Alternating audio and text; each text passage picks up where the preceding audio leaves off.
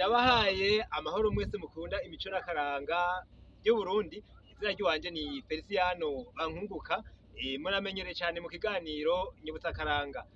Uyu munsi murabona yuko ndi ngaha hari amabuye n'igikoresho gifise uruhara ruhambaye mu buzima bw'abarundi bubu.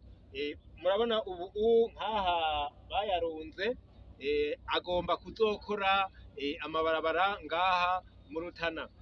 Mu Burundi bwa kera amabuye ntibashobora kuyakoresha kuko ntibari bwubake amazu akomakomeye ku buryo bakoresha amabuye, ntibari bwubake amabarabara nk'uku biriko birakorwa.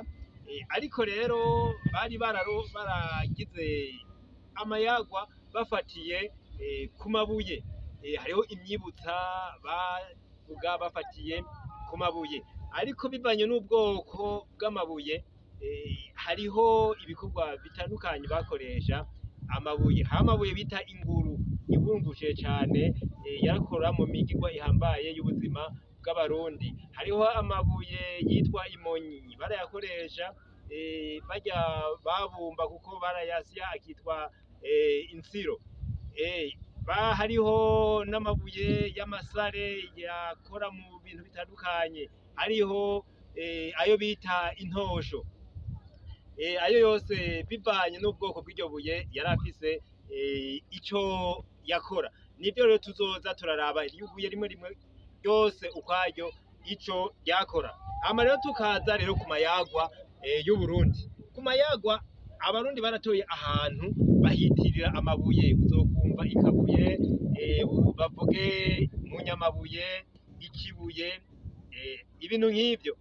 Ubu rero barumva bati ntawutera ibuye aho yateretse igisabo kirezi c'umugenzi. Aho rero turi mu myibutsa. Umwibutsa wa mbere bafatiye kw'ibuye bavuga ngo ntawutera ibuye aho yateretse igisabo. Hanyuma ubugira kabiri, umwibutsa bugira kabiri bavuga ngo ibuye riserutse ntigetse isuka. Amayagwa y'uno musi rero afatiye kw'ibuye twogarukiriza ngaho, ariko rero barashobora kuvuga ati nta kwigira inzu y'amabuye. Bagombye guhanura yuko umuntu yocisha bugufi ntiyigire agakomeye, kuko amabuye bafata yuko ari ikintu gikomeye cyane. None rero reka tugeze ngaho. Ndabashimiye kuri aka kanya kuba turi kumwe tuyaga imico n'akaranga by'Uburundi. Tuzosubire no biganiro byo hanyuma. Ndabasezeye rero mvuga nti tugire amahoro.